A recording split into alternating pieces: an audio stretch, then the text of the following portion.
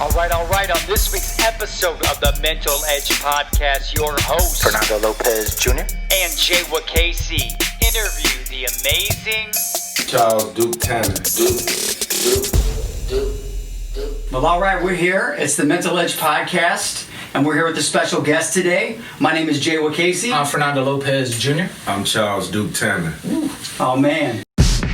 Ladies and gentlemen, let's get ready to rumble with Duke. I got next Tanner. And this is the Mental Edge Podcast, man. And this is happening. He's not blurry. It's not Bigfoot. We have the real deal right here, hot off the Clemency list. Hot off the Clemency list. October Yes, sir. 21st, 2020. Oh, man. So I saw one of the first interviews with the barber.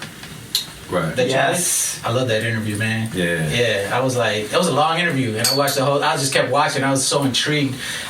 There was one guy though. I didn't recognize him. I think it was the first guy that called in or shot in. He had glasses on. Oh, that's Devin Haney's father. Okay. The boxer Devin Haney. Yeah, That's his dad. Yeah. So when I saw that, I was like, man, I didn't recognize the person, but I knew you recognized him, and it was really cool. Like I saw the excitement. You know what I mean? I felt it through the screen, so I thought that was cool.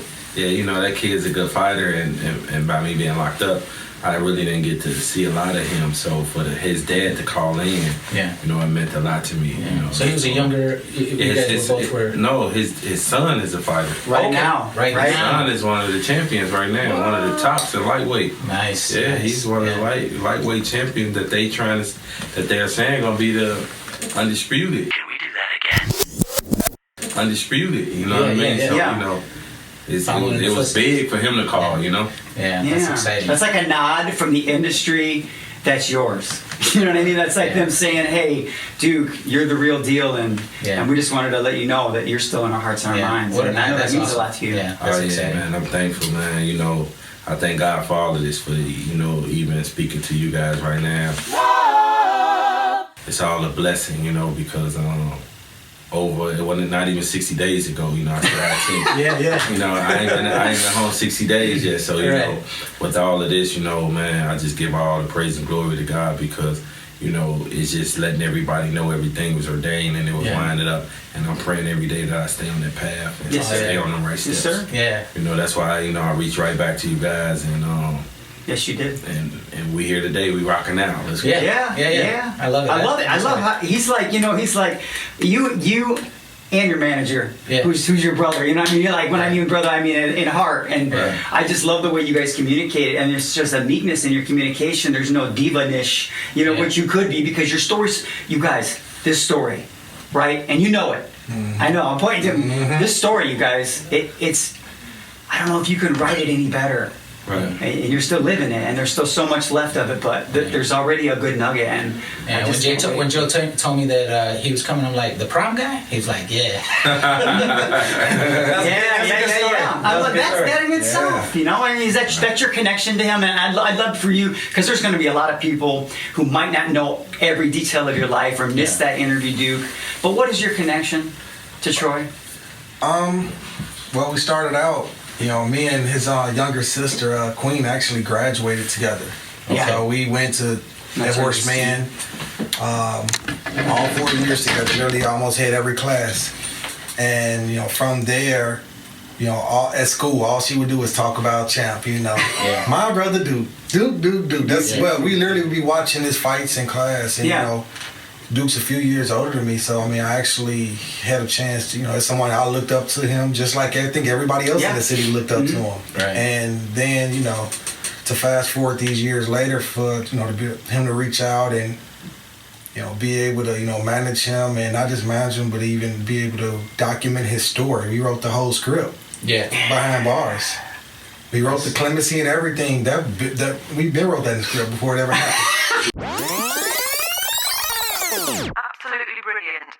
Seriously, the true story. That's all. It's all documented. You guys. It was real. It was nothing but God.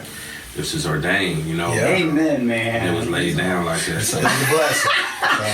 Oh my Lord, that's like Yeah. there's something powerful about that's a way of praying, like praying in victory, right? Absolutely. Not saying so much, God, help me out of this jam. It's like, God, you've already gone before me, and I've noticed that, Duke. People have gone before you. Like you've sent shout outs to Troy and to Amy and some other people that I wrote down, but plenty of it was done on your part too, and you know that, but.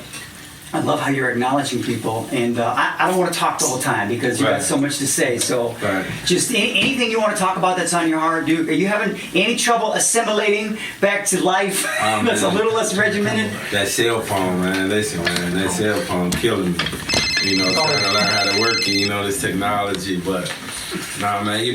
Once again, I'm just thankful, and I thank those people because the people that helped me, I didn't know any of them.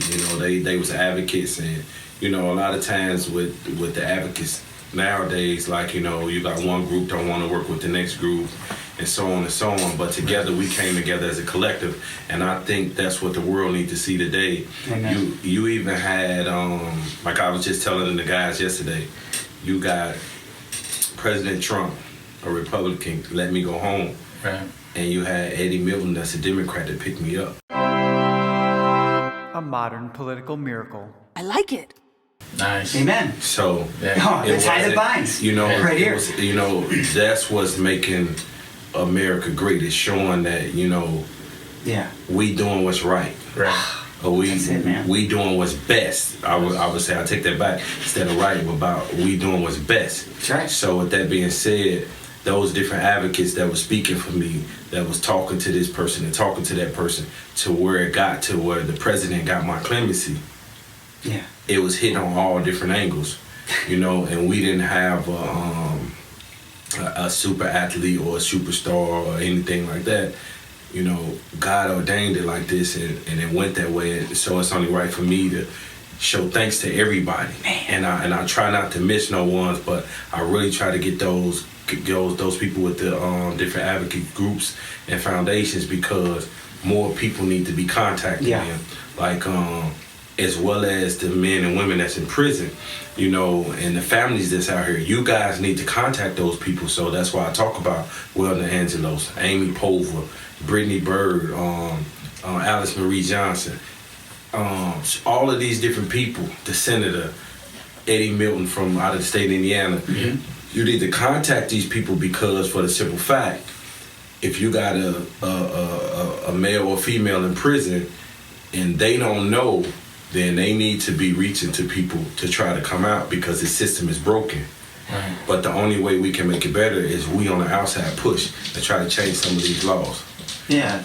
It's an awareness thing, right? I mean, people could not really know that there is help, and that if it's justifiable for you to receive it, you get it. And you got to stand your ground, but you also got to be prepared and rehabilitating yourself. And you cannot depend on an institution to rehabilitate you.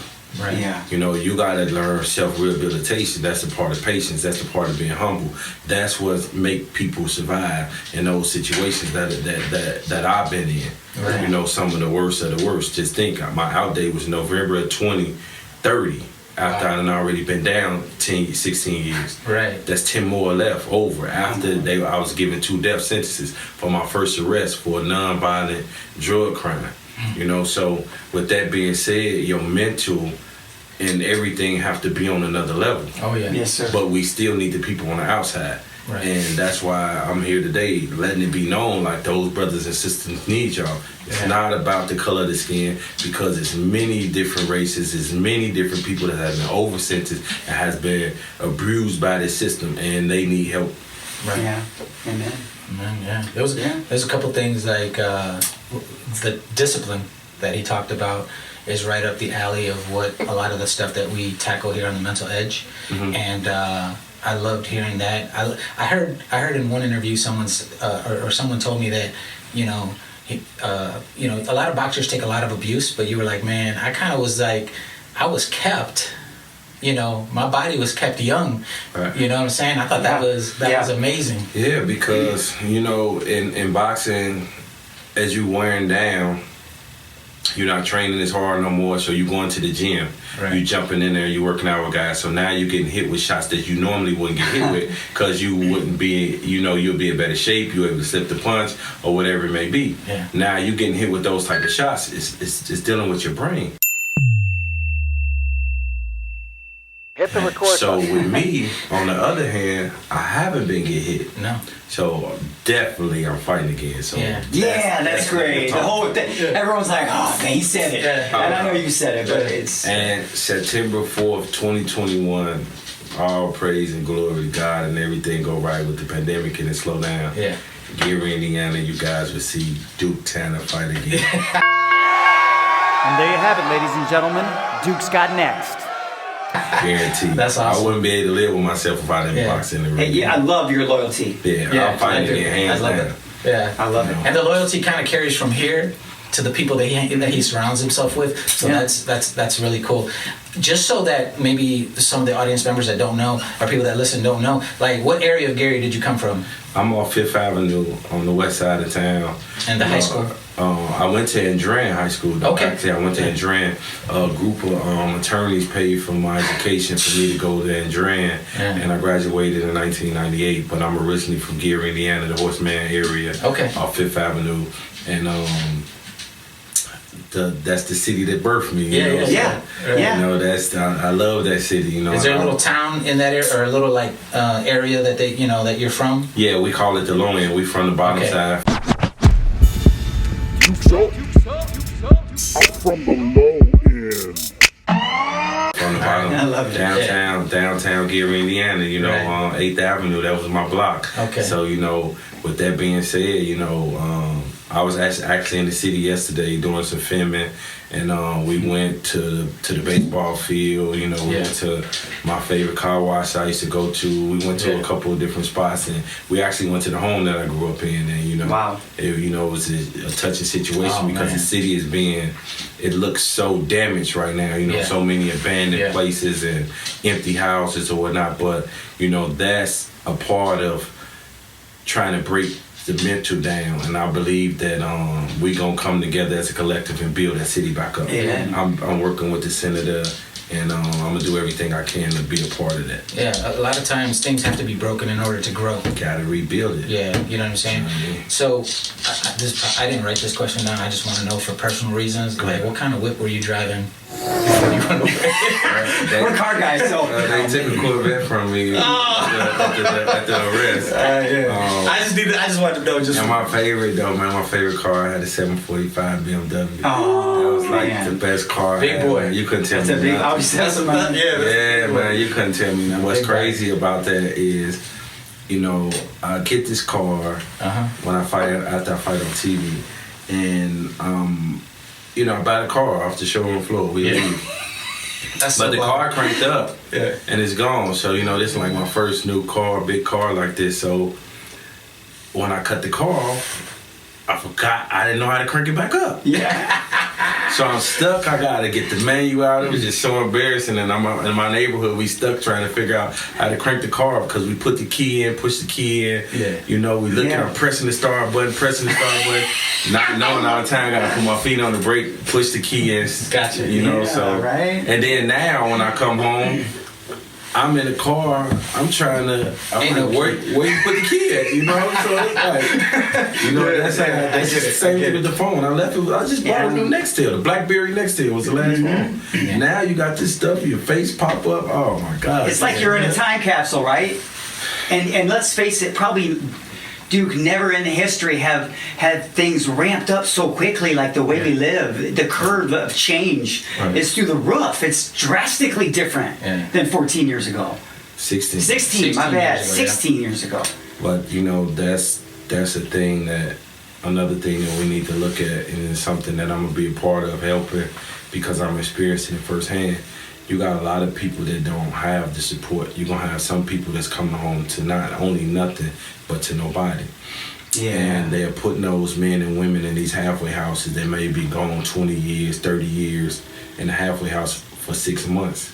Yeah. You got a man that's been gone for more than 2 decades, and what can he learn in 6 months to be able to survive? And really right now when this pandemic is going on. So with that being said, we really have to be patient with a lot of these men and women coming home, and we need to start forcing and pushing for these institutions to start giving them the treatment to come home. Yeah. So they holding us and giving us all this time, but they not preparing us to come home. So actually, most people are really coming home worse than they left. Yeah. It's like a setup for failure, right, Duke? The technology is too much. Oh, that is even just that. The technology is too much. You don't know how to do this. Yeah. You don't know how to do that. Like I'm laughing about the key with the car, but it really happened. I'm thinking like, where do I put the key at? So it's like if you see a kid now, they will laugh and be like, "What are you talking about?" Right. They don't know. No. Yeah. So it's sad in a way because, they are breaking us. Yeah. And I'm gonna continue to give this metaphor. Like I wrote this down when I was in prison, and it was based off medication. So if you got an illness and you can go to the doctor and get diagnosed. Amen. Okay. The doctor writes your prescription for the medication and take care of it. If the medication isn't strong enough, what happens? 9 times out of 10, you got to come back and get a stronger dose. Yes. Right. If the medication is the right medication, it take care of the illness, get rid of the infection, you go on, you heal. But if they give you too much of a medicine, they could give you an overdose and kill you or leave you with a disability. Yes. Well, that's what they doing with time.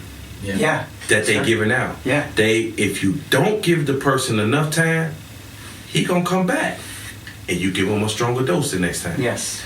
But if you take care of him and you give him the right time, you get the right the rehabilitation, this and that, guess what? He heals.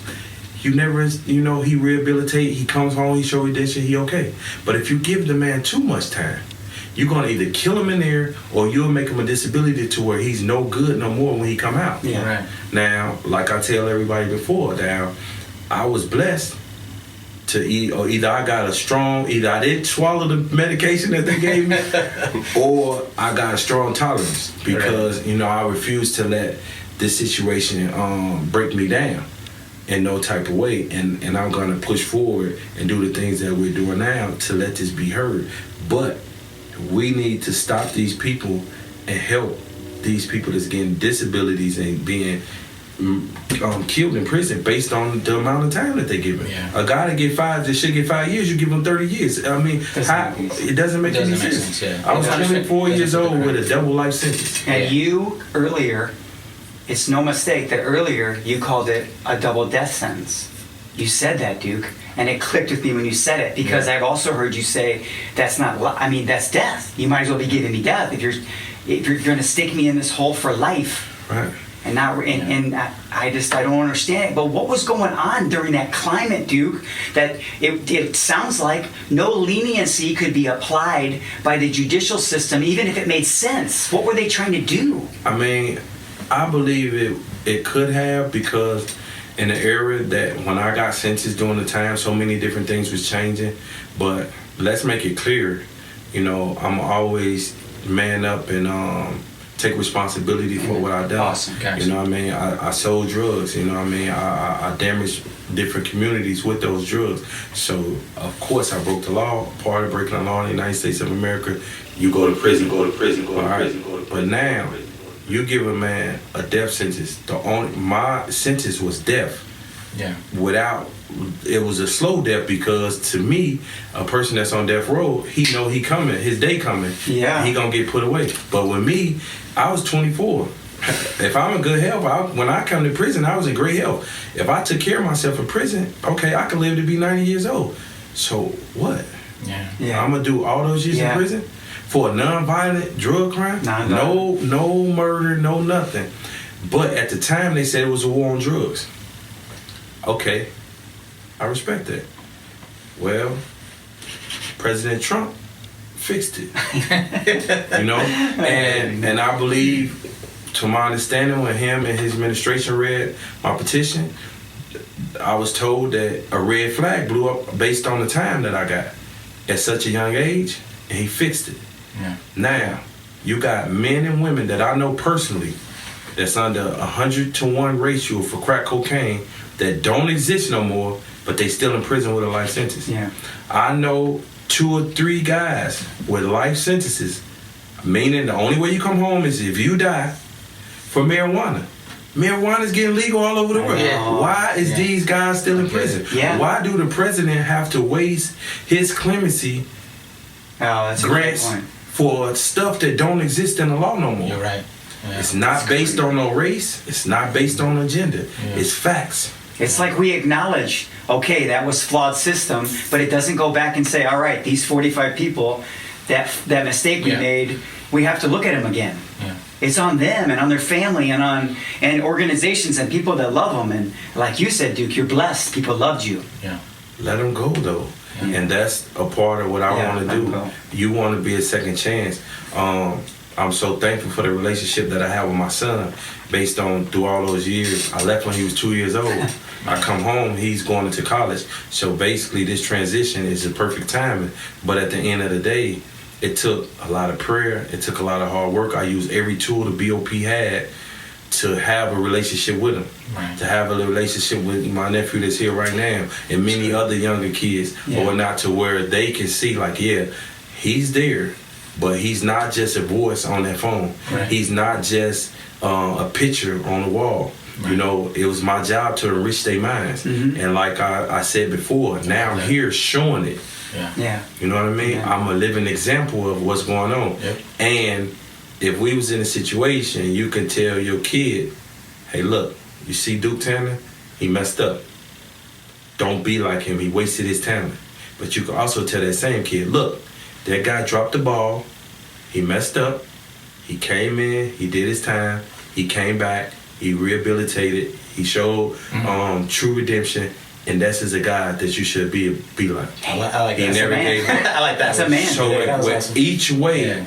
it's a win-win situation for the it is, kid. it is, Because it is. guess what? Right. Some people might feel like, hey, look, don't waste your talent, son. Right. You got your talent. Don't mess up. Yeah. Because one false move, look, it was one day over here, I was right here, and then the next day, I've been fighting for my life ever since then. Yeah. I love that he was like with what's going on with writing your entire story while you were away. You already started. I like to call it the origin story.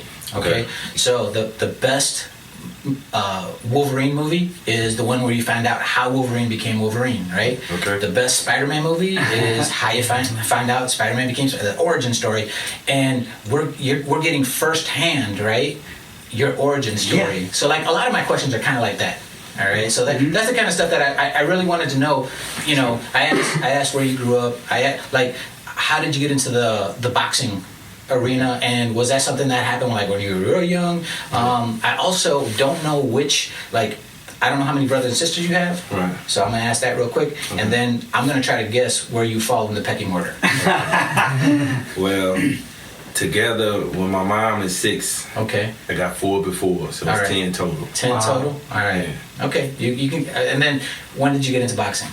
I was 5 to 6 years old when I was introduced to the gym. My dad fought. Okay. One of my older brothers fought. And right. my dad used to take my brother, and I used to latch along and run to the gym with him, you know, and hang out. And I felt like the coach, you know, saw my willpower. Yeah. And but my love for the sport was because in the 80s, the crack cocaine came. Okay. It hit hard.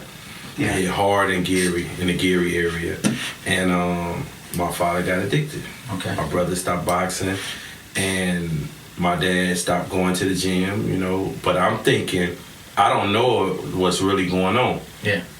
I'm a kid, but I'm thinking like, you know, now is my turn. I'm 8 years old now. I could fight now, so why isn't he at the gym every day like he was with my brother? Yeah. So I'm like, wow, I'm really doing this to really get attention from him.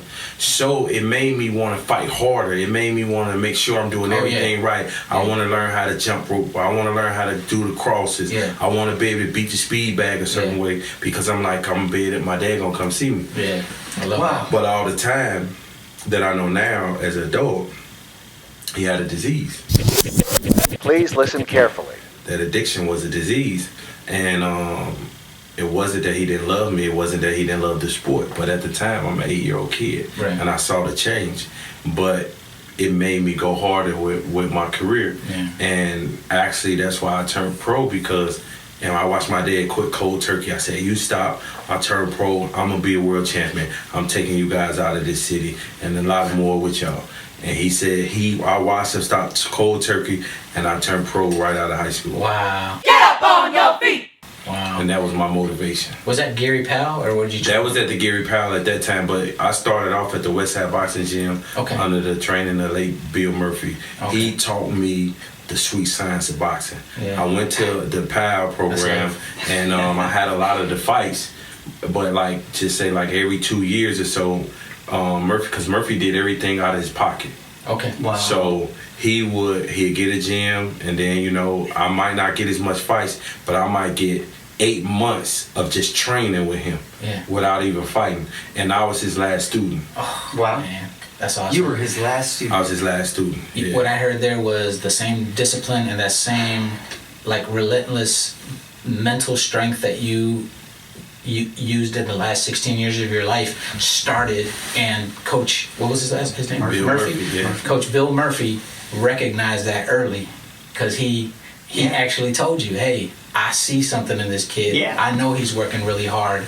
And man, that's a powerful story, powerful testament to like your, where you're going. And it's 100%. And I believe with boxing, and even at the Power Club, don't get me wrong, the Power Club gave me a lot, because I traveled the world with the Power Club. I got to really show my skills off with the Power Club. Yeah. But that discipline, what helped me survive these last 16 years. That's what I was thinking. I'm listening to you tell about Coach Bill Murphy, and how strong you were, and then I'm like literally taken back to you in prison, man. That was he was a humble man. Yeah. And in boxing, you learn that, because you gotta have discipline, you gotta have dedication, you gotta be able to really be focused and be able to cut the world off. Right. Because when you're in that ring, it's a different ball game. It's like, really it's playing chess. Yeah. So you can't be upset. You can't be angry. You got to be able to think. Boxing is a thinking, okay, I'm finna hit him with this. I'm finna do this, this, and this. You 4 or 5 moves ahead of time. Yeah. You can't do that if your mind thinking about where you gonna get the next job? Yeah. Where your girlfriend doing? What you gonna eat after? You gotta have a clear mind, and that's what Bill Murphy, man. He's that's what he instilled, man. Yeah, and being humble. It wasn't to let me teach you this so you could go out and fight in the streets. Yeah. But your mental was also a superpower. You know what I'm saying? Like, that mental strength that you had, that's a superpower. You had an awareness, and I always say that like self-awareness is a superpower. So you were aware of what you wanted at an early age. You were aware of your surroundings at an early age, and I always say that that's really important.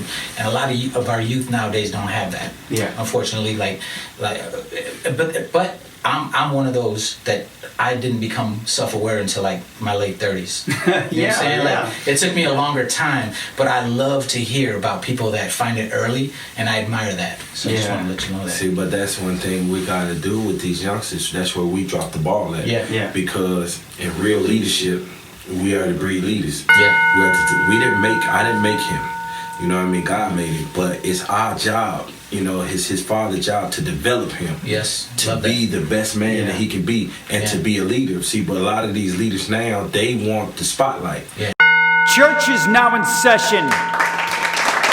Yes. And they think if I give Kim too much knowledge, then he gonna take my spot away. I still want to be out in the forefront. Yeah. But what they fail to realize is, if I teach him and give him all the right tools and he master it, then guess what? He a reflection of me. So everything that he do, I'm still powerful for it, and I'm still benefiting from him. Yeah. And that's what we need to do with this generation that's coming up. We need to instill the great things that they got in them, pull them out, ask him what do he like. All right, my son, okay, I'm a fighter, so of course I would love him to be a fighter, but what if it's not meant for him to be a fighter? Right. So if I force him into that era, he's not going to be the best him. He's going to start having resentment. He's going to start having other things. So guess what? But then you got a lot of these fathers out here that ain't doing nothing. So guess what the kid do? They look on Instagram, they see the person that they like the most, I think I want to be like that. Or they pick a video game and they want to be like that. And now we the parents, we mad, we upset, we want to force them to do things else.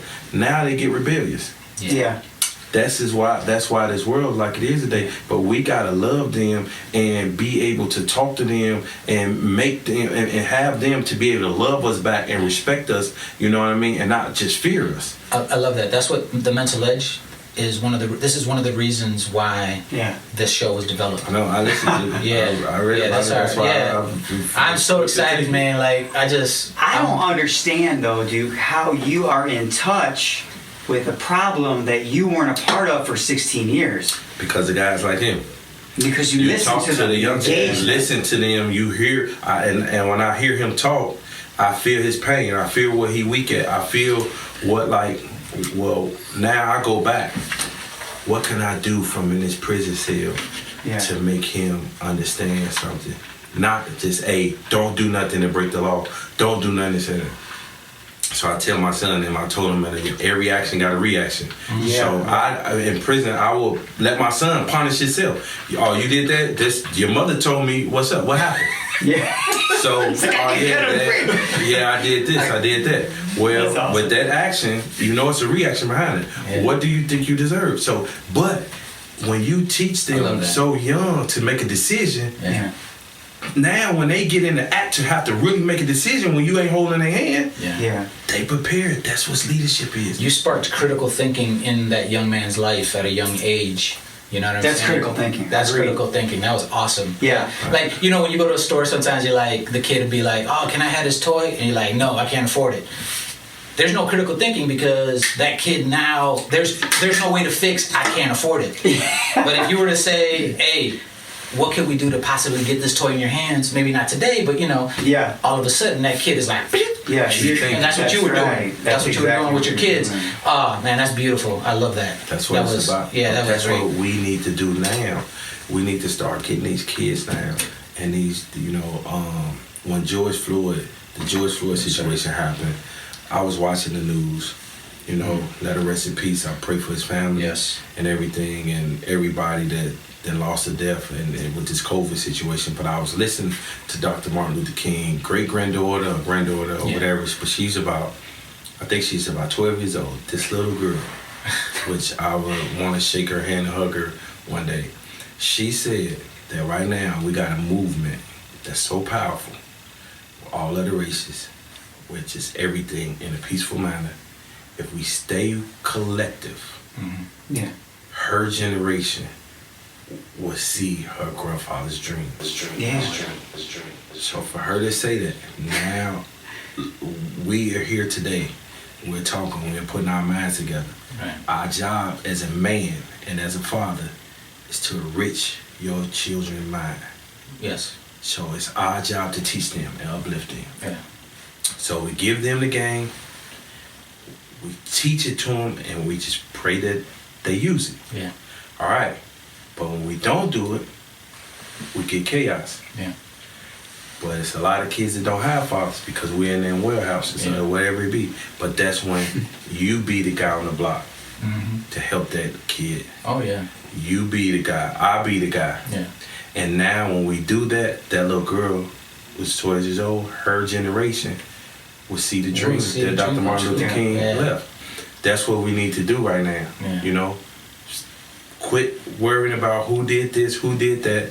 Do your job as a man. The man is to lead the community and do the right things in the community on a positive aspect. But it starts in your home. Amen. Hit the record button. The first leader you build, Stay in your home. good. These young men are the new leaders. That's right. It's true. And I want them to outshine me. Pass me up. Pass me up. But still, I give a love it. reflection of me. Yeah. You know what I mean? What kid, what son don't want to be like his dad? Oh, that's awesome. Yeah. But now you got kids that be like, no, I don't want to be like my daddy. Yeah. But they want to be, Duke, like people who just want the followers. You get it? That's what's scary to me is the people that they're idolizing just want them to follow them. Like you said, they just want your dollar or your YouTube dollar. And sometimes I just wanted to say that you have this spirit of wanting to take care of people. Like you want to do it right now. You want your son, your nephew, and your friends and your family, a whole community. You want to take care of it. Yeah. It's that same thing that I've heard you say was probably the catalyst, the desire to take care of people, but maybe impatiently. You wanted more, faster than way to take care of them, right? Yeah. I mean, based off my arrest, I never broke the law until I was 22 years old. Right. Boxing slowed down. You don't really make money until the TV cameras come on. I was having some foot problems, but I promised so many people. Yes. Yeah. I had so many people on my back. I'm not making any excuses. No, we get what. But now we created these bills. We created this and this. Yeah. So I took a shortcut. Yeah. When you said that, it clicked. Yeah. And I went to the streets. Yeah. Now, when I did go to the streets, I took that same attitude that I took in the ring to the streets to make this money, to pay these bills, right, to live a life that they hadn't saw before, and to make it out and come back with the boxing. Yeah.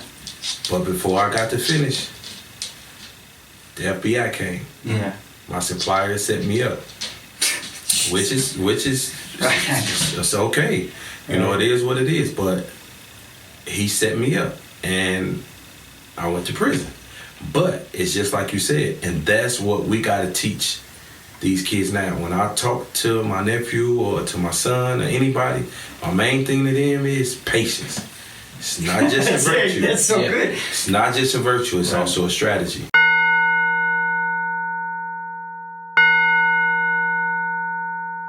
It's a strategy. It's a strategy. Like put that in a coffee cup right there. And it's and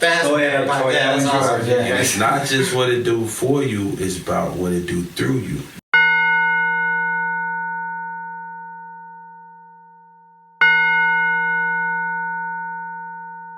Oh my God. Because I was that kid that sometimes we didn't eat. I went to bed hungry before. Yeah. I went to bed cold before. But also, that's where my redemption come in, because them same drugs, the reason why I went through what I went through, I put drugs out there and some other kid went through that. Yeah. So that kid, I'm telling him, you got a vision, stay at it. No matter how hard it may be at the time, or whatever it might be, don't take the shortcut, because every action has a reaction. And we need to teach patience. And we need to see what the kid's vision is, and we must support them in it. Yes. That's what's going to make this next generation strong. Yeah. I'm a strong believer in that men have an innate, like another superpower where we can see your nephew and you already know his strengths. You can say, oh, these are his strengths and these are his weaknesses, and then you can develop on his strengths. You know what I'm saying? If you go to the vote, you're not gonna keep betting on something that doesn't work. You're gonna bet on what works. You know what I'm saying? So I know that because you were in contact with your nephew and your son, you've seen the superpower. You've seen, oh, okay, this is gonna work for him because of self-awareness. And I love that, man. I mean, wow. I noticed there's a few things that he keeps going back to. I know, because they're your core values now. Yes, I love it. Yeah. You can't steer away from it. Yeah. Because if I steer away from certain things, then it leaves me open to certain things. Yeah. And certain temptations, because I am human. Right. But the thing about it is, if I keep it settled down and stay with my vision, everything will be all right. Yeah. You answered one of my questions that I was going to ask, was like the temptation part and how you keep, yourself in check. Mm-hmm. I feel like you've answered. You've given us enough information on that, which leads me to I got a 3-part question, which is looking back, present, and future. On the looking back, do you worry about anything that you missed out on? No, of course not being there for my son and, teaching him how to ride a bike, tie a shoe, drive a car, crushed me. But I don't have to revisit it, and my son even told me, Dad, I got so many more things that I'm gonna do that we're gonna celebrate. Don't worry about it. He said that to you, man. Yeah, so for knowing that, that alone, I missed his graduation. Yeah. I missed a whole lot of things. I was even getting embarrassed and steady telling him when I get off the phone, hey, I love you, man. Everything gonna be all right. I'm gonna be home soon. to where I don't even know if he was losing hope in it. Yeah. So with that being said, and then, you know, the death of both of my parents, so you can't get none of that back. So with that, it makes me just, you know, look so much forward and to keep that same determination, because I'm like, they looking down on me. So the stuff that I missed on my son, he told me not to worry about it, basically, and there's gonna be more things. I know my parents looking down on me, so it's nothing to look back for. You're right. You know, I don't have an upset bone in my body. I stay smiling. I'm good. I'm focused. I'm ready to go. But to believe it or not, this how I was in prison. You know, to where I call and I should talk to people. You know, my thing was, I'm not finna talk to you and you get off the phone with me sad. No, I'm finna uplift you and let you know that I'm good. So whatever you going through out there, you better overcome it, because I'm in here. And you're doing it. Yeah, you were the source of inspiration while you were in the pit. Right. That's divine. Yeah, I love that. Which leads to the present, which is how do you want to make a difference in the world today? And I'm going to add a little bit to that, because there's some people that knew you or knew about you or like know the story, or, you know, and they reached out to me on social media, and, you know, it makes the world a lot smaller place. And they were so interested. So how do you want to change, or how do you want to make a difference in the world today? And then the second part of that is, they're so excited. They're like, is he gonna build a gym in this area? Is he gonna, you know, start a boxing program in this area? The youth, you know, the young men in Gary, Indiana need something like this. So the first part, you know, the difference in the world today, and then the second part, maybe how that correlates with the gym. Well, basically the difference is, like I said, reaching out to these youngsters, and, you know, I feel like I talk their language. I feel like I understand them, because, like I said, you know, my focus and my core has been, you know, for my son. But as I learn the things that he need, he's not the only one. Right. So therefore, the thing is going back to these kids and asking them and learning, trying to learn, like, what are you good in? What do you think you want to do? Like, I had a conversation with Cam today, and I said, what do you think something that we can do? And as we sitting there within 5 minutes, we came up to a couple different things. To where different with t-shirts, different with speaking engagement, all type of things. Just, you know, listening to his brain and hearing his thoughts. Elevated minds. So that's what I think we should do. We should start talking to our children more. Seeing my son at the airport and hugging him and embracing him. That was the best. I had guys tell me that they went home and woke their children up just to hug them and hug them, that they had been there already. So therefore, that's another thing. I feel it. Hug them. You know, kiss them on the forehead. That's your seed. You know, so with that being said, of course we gotta open up some type of community center or something that, you know, right now I'm dealing with the senator about the POW program, to where I would like to add some things to it to make it better, because, you know, we are in a different day of time, and, you know, it's going to be different rules or whatnot, and, you know, and if we can get everything intact like how I want, I see Gary having a POW program again, as well as my own personal brand that I plan to do a gym somewhere in towards the Indianapolis area where I live at, you know, more on a personal level. But the POW program is definitely intact, and, you know, it might look bad that we might not have enough children, but once again, you know, I spoke to the police chief. I believe if we give them something to look for and start producing things out there, it'll come back. And not only with the POW program, it will help right now with what's going on with the police in this world today. The POW program is the Police Athletic League, for those that don't know, and it's a program that's sponsored by the police department, and it's the boxing area, and you know, we get funding from the police, so therefore the police are interacting with the kids, and just so happen we want to do it at the Boys and Girls Club, so therefore you got the police and the communities coming down. So now if little Johnny got a disability now, and they send him at the POW program, and they know he got a disability where he's acting out, or he's running, or he's doing whatever. Now when you see him in the community and you pull over and he act out, you don't shoot him in the back of the head now. You're connected. So now you know, or it's somebody that's on the block that know Officer Johnson, say, hey, Officer Johnny got a problem. So overlook him. Let me go get his mother. Now, this is how things work. This is what build communities up. And that's why I love the senator so much, because he see that vision that I got. You know what I mean? And when we apply that, it just works out. Now we're not gonna save every kid, but when we save one, we save 10,000. Because that one could have destroyed one, and he destroyed another one, but we saved him, so he didn't destroy those.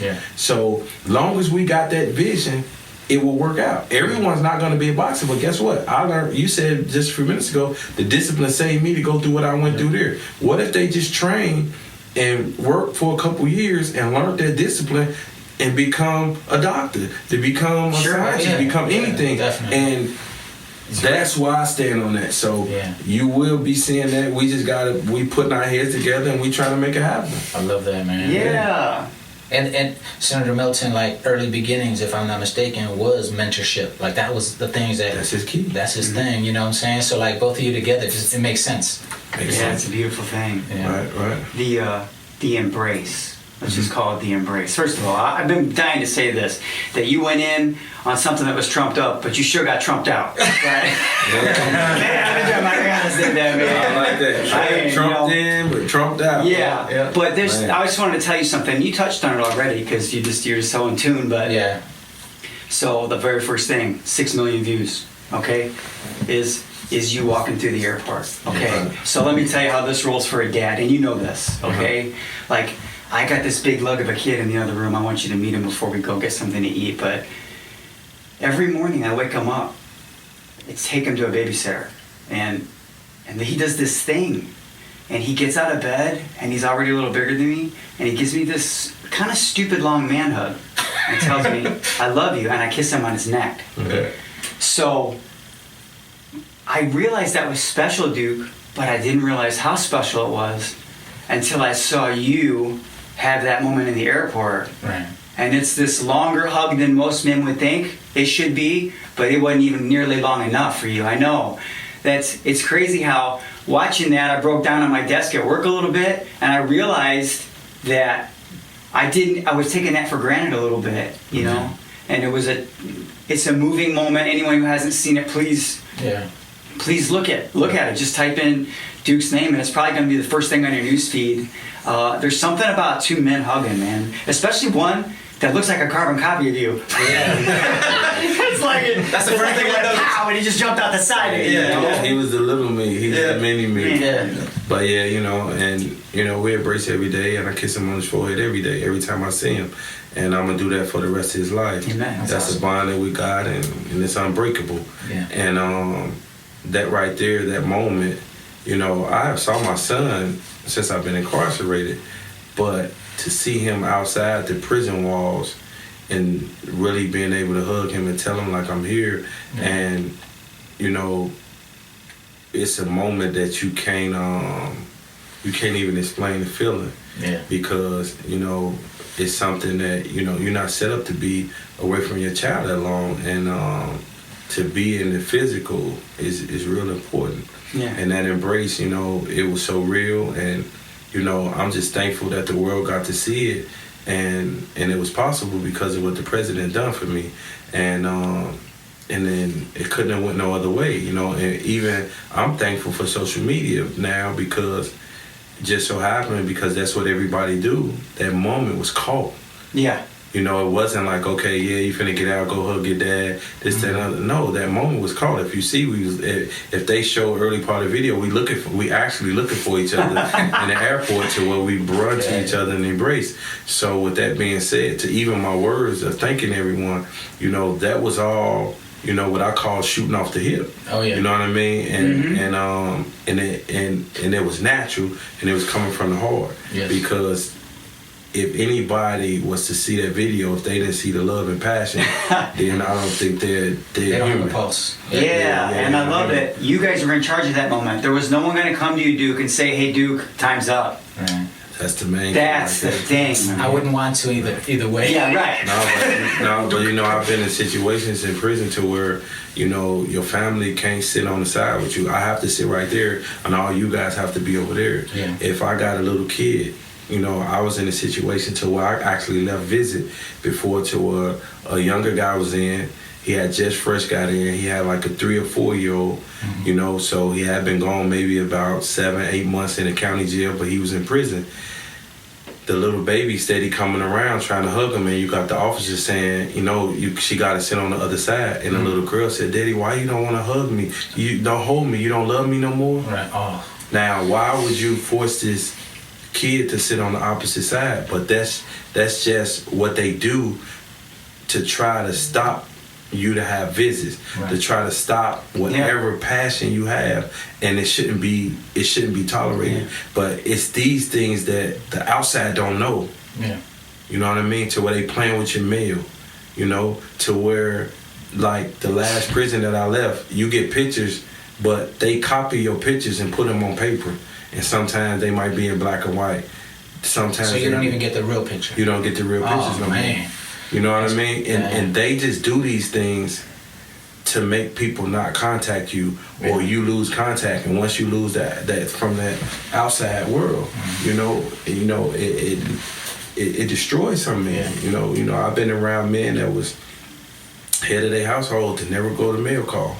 Yeah. Oh man. So after so long, things just change. Yeah. And then now when they out of sight, out of mind, then they slowly drifting off. Yeah. So that's we gotta come together and find out what's really going on in those prisons. But on the other hand, while we out here, as well as I tell the men in there, you gotta stand up and still be in your family and your children's lives. Right. So it's a two-way street. Mm-hmm. You guys can't help them if they not trying to help themselves. So therefore, it got to go back and forth. Mm-hmm. It's gonna be a weak moment on one end, and then you keep it back strong and you push it back. And that's how I did things in life, because certain people left me at certain times, and it really made me have to grow up. It really made me, seek God, and it really made me know now I really got to put this discipline. I really got to rehabilitate myself and be the best me. I want to learn how to articulate better. I want to learn how to read better. I want to work on my penmanship. I want to do all these things, because now I got to use all these things to stay outside, to stay in people's lives. Come on and shoot. Yeah. And I was given a death sentence, so I got to do it. Yeah. I think one thing that I heard you say in another interview that I loved was, I was already practicing what I was going to say to all these men and all these people. Oh, yeah. Years before I got out. You guys wrote it. I love it. And it's they said that, they say in the Bible, man, that if you pray for something and you doubt it, it's like you like the waves in the sea in chapter 1 in James, that if you do that, you shouldn't even expect nothing from God. Yeah, right. Because you're going to bounce around like the waves in the sea. So if I say, well, I'm going to get the clemency, but man, I got denied already. Yeah. Trump ain't going to give it to me. He's not doing it. Yeah. No, I didn't believe that. I said, I'm not coming home from the courts. I'm coming home from clemency. Troy said he believed it. All right, let's pray about it. Let's fast about it, and let's go with it. And guess what happened? Now, when when I got it, I didn't think I was finna get it then, but I said, I'm getting let go by the president. I'm getting let go by the president. And we seen just so happened, it was President Trump. You know what I mean? And I'm thankful for him and his administration. And I know for a fact he read my petition. And that's what the world needs to know. He read my petition, and he didn't like what happened, and he sent me home. Yeah. Wow. Yeah. Dude, I'll just be honest with you. Whoever is my president, he gets my prayer. I respect the office. I respect the system. I want it to be good, but that man always got my prayer. And if for some reason it doesn't shake down, the other guy will get my prayer, because I love my country. I respect that position, and he deserves credit for what he did. I love that you're courageous enough to say his name. In a demographic where we live, where he's not always the most popular, it doesn't mean the man doesn't do the right thing. You're here because he did the right thing. And it was ordained, and he didn't have to be obedient to what God had planned for me. He could have said no and skipped it over, but he didn't. And I'm gonna thank him till I close my eyes and leave this earth. Yeah. So I'm gonna be thanking President Trump. Either, if he leave before me, he gonna still hear me thanking him. Yeah, and he's gonna hear you pretty soon, right? Yeah, he gonna hear me real soon. Within the next 4 or 5 days. You're gonna go to the White House. Yeah, and I can't wait to shake his hand and hug him if I can, if that's possible. Because like the goosebumps, man. Yeah, awesome. Man, that like I told people, you know, that feeling of me being free can never. I don't think me winning the world title could overcome that feeling. And in life, I always thought, like, you know, maybe when I get married or become world champion and, you know, financially stable, that'd be the greatest feeling. You know, nothing top me hugging that little boy at that. There you go, man. Yeah. That feeling that day never stopped. And then that's why we got a vibe to where we hug each other every day. And what's the name? It's like we chasing that feeling, and they can't touch it. Yeah. Nah, they can't touch it. No. Yeah. But that's I wanted you to say that because guess what? I get the same feeling every time I hug him every day. So that's when people say you can't get that same feeling the same day, when we embrace every day, it's like whenever I see him, you know, because he's in college, but he's actually at home now. But when we see each other for the first hug, it's like we both look at each other, and it's like, I don't know if we not thinking it's real yet or what, but when we both look at each other, you know, we shake hands and we grab, we both, our eyes pop up, we hug each other and we go on about our business. But it's just electric. I mean, I can't even explain it, man. I'm sitting next to you, I feel it. Yeah, you see my nose? I want to go hug him right now. I wish you could see her now. Yeah. It came through the camera. Like you were talking, and all you see is a smile from ear to ear. It was beautiful. It was a beautiful moment. So I love that, man. He's a great kid, man. And not just because he's mine. You know, I'm thankful, and I'm thankful for what his mother did because you know she kept me relevant and she did a great job with him as a single mom, and as many other single moms I heard is doing the same thing. And once again, you men out here, if you know a little a teenager or a baby or whatever that's a single mom and you can help her any type of way to get that kid any leadership, please do it because that's my mission, and that's something that we can come together with as a whole with. And I don't care where you at or what you doing, if you can help even just one day, you know, just offer to help him clean up or something, anything, just give him some type of advice. Yeah, definitely. That's what it's about. Yeah, the Bible calls us to do that too. 100%. Yeah, that's right. And you know, I don't have too much more, Duke, except for to say that I'm excited for next September. September 4th, if everything go right. You guys gotta be there. Yeah, we will, Duke. I do got one more question. All right. All right. And then, so this question is based now, okay? Like in this time and period. So it doesn't have to be like future thinking. It doesn't have to be like past thinking. It's just like what's going on now. If you summed up the body of your work today, okay, everything that you've done to date, and you were leaving, going to another place. You're going to heaven. Or away, you're going to pass away. What 3 things would you like to leave as words or a statement? What would you leave behind? What 3 things would you leave behind? What 3 words would you leave behind? I would leave love, second chance, and the most important one, I think I would make sure that every man be a father. You know, in their children's life, you know. And love carry it all, but, you know, being a father, I think the word that I would use for that is communication, because they say the most powerful thing you can get on earth is love, but I kind of think love is missing something. You need communication to have love, and any relationship and anything, you gotta have communication, and you can't have that power love if you don't have communication, you know. So, you know, with love and communication, it's gonna always lead to a second chance. And why I say the second chance is because we're gonna always be able to always grow. We growing because we're talking. And if we don't talk, we don't know what's going on. Like even if it's just a relationship with a female. How can you be in love with her or love her to the 10th power if you don't talk to her or she don't talk to you? Right. Eventually it's gonna die out. But if you love that kid or that family member or whoever it is, and you're talking to them, you're building a relationship with them, you understanding them, you knowing they likes, they dislikes, or they faults, or whatever they may be, it's gonna be powerful. So even if it is a problem, you're gonna have another chance to redeem yourself. Yeah. So based on all of that, those are the things that I would like to see.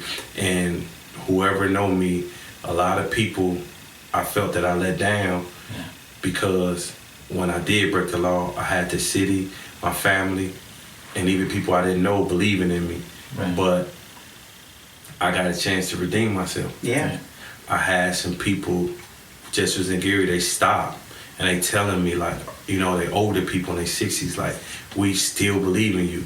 So therefore, no matter what it may be, I'm getting a chance to redeem myself and show what's going on. And I believe if God was to take me to this day, what I done within the last 45 days has been taught enough to redeem myself, and I think I forgave from everybody already, and the only person that's being hard on me is me. You know what I mean? Yeah. And with that being said, that's what it's out. Wow. You know what I mean? He's it's also all these the freedom. answering questions. Yeah, I mean, dude, that question Fernando asked, it always scares me because I can't answer it. And the last two people he's asked, you're so genuine that I could just see you working through it, and you had it. It's incredible. Yeah. It's all over you, man. And that embrace, dude. Don't forget. I want to tell you something. I don't really hear the voice of God a lot. You know, like some people say they hear it, and I'm really jealous, right?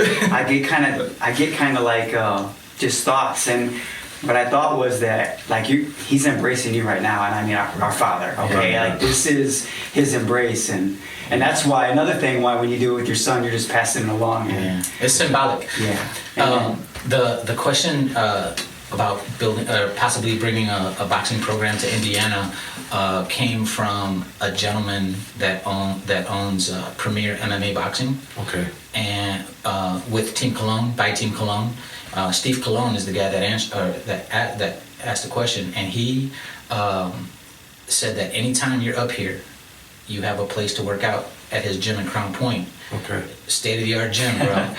You don't get better. Like Carlson Gracie gym, you know. But you know, I'll get you the number afterwards. But you know, if you want to throw camps there or whatever, man, he's open for a lot of stuff. And that's great. You know, it's crazy how many people are rooting for you. We're rooting for you. I mean, I love it. I think it's exciting. It's exciting for the city of Gary. It's exciting for America. You know what I'm saying? Yeah, for America. It's super exciting for you. I mean, I love it. I love it, man. It's great. See, but before we get out of here, that's the thing. That energy or that support. Yeah. Everybody needs that. Yes. It's, you know, and I'm not saying like, okay, we showing due favoritism because he been through this and we gotta push that out. Like, you know, don't get me wrong, you know, we gotta have some structure in life. And you know, like even with this interview right now, something the spirit, I didn't even tell my team that I was taking it until yesterday. I spoke to you and I said, hey, listen, man, I'm taking this. Don't worry about it. I'm going to get with you. We're going to get it in no matter what. We're going to do it because I felt something. You know what I mean? So with that being said, we got to give back. We always got to give back. I'm going to make time to get off in here and get back. And that's what we got to do. We don't know each other. We spoke through text messages and phone calls. Right. So with that being said, we gotta continue to give that energy. Like the brother saying, I'm so thankful for that. And guess what? Whenever I can, I'm gonna go see his gym and work out there or whatever I can do. And I'm thankful for that. But we gotta continue to have that same energy. That's what that little girl was talking about, Dr. King, great granddaughter or granddaughter. We got to use that same energy to be there for each other. And I want to thank you guys for allowing me to come and share my story as well as listening to you guys. And I hope that, you know, I open the door for somebody else to come and really tell their story because, you know, that's what it's about. It's about our testimonies. And, you know, the more we tell them, we can get more information. Like, you know, to be honest, like I wish my son could have came because you guys could have asked him some questions because my dad was at home with me, but we had a different experience. I can't explain how I would feel if my dad was in prison because I don't know. Right. Yeah. Well, we'll have him on. Right. Yeah. You see what I'm saying? So you Yeah, got that's a great idea. You know, it's these type of questions because you got some kid that dad isn't there. Right. Now he hearing my story, but he was wondering like, now why do little Duke hug Big Duke like that, and I don't feel this way about my dad? The perspective from two different places is going to be very important. I love that. And you understand it. So you got a father that's been in prison. I can't tell you how little Duke feel. Let him tell you. So now this other kid that's going through this, he can understand what's going on. Yeah. You know? I get it. Yeah. That's how it goes. Yeah. So and I think the children or the kids that's going through that, they might respect it more coming from little Duke than me. You might be right. You know what I'm saying? Yes. So therefore, that's what's coming back to where we leading each other. Yes. We helping each other. So, but it might take me to be able to give the gift because we brought Lil Duke here to send the message and some kid heard it. Yeah. You know what I mean? Or whatever it may be. Yeah. So that's what I hope and I pray that come out of this situation. And every day, you guys and every man should think, I want to help somebody. Yeah. That I helped somebody today. Oh yeah. Yeah. And if you got that attitude, it's nothing. Yeah. If you could go to bed every day to just say, I helped one person. I don't care. It might have been opening the door for an old lady, but you helped one person. Yeah. You know what I mean? It might have been, you stirred the food one for the wife, even though you was tasting it. You stirred it for it so it wouldn't stick in the pot. And help somebody. And if you can say that every day, just think about it. Think about and write it down. Write down for a week straight. One thing you did to help somebody. There you That's go. a great challenge. There's the challenge. We like challenges, Duke. And we'll send Duke a message and say, Duke, you inspired somebody. When you're inspired by what you just heard, you send us your list and we'll make sure Duke gets it. Yes. Let's go. Ladies and gentlemen, you heard the challenge straight from the champ. Duke, I got next. Tanner, write down the nice things you do for the next 7 days. Send them to us. We'll read them aloud and then send them to Duke. Awesome, man. Dude, this was so cool. And I want to, you know what? I want to join the, that energy that you spoke about, Duke. Like the energy that you have, the energy that the Mental Edge podcast that we're trying to build what you're talking about. We're trying to build that in young men, older men, together collectively, and super excited, man, for what you got in the works. I'm so thankful, man. I'm happy I gave you guys a challenge. Oh yeah. And I can't wait to hear some of the things that people done because it's gonna be some big ones. Believe me. Yeah, I love that. If you all you guys do this, that's listening, somebody's gonna change somebody's life. Yes, by helping them that one what a day. perfect time. The timing is perfect for this challenge, right? This season is perfect for this challenge. I love it, man.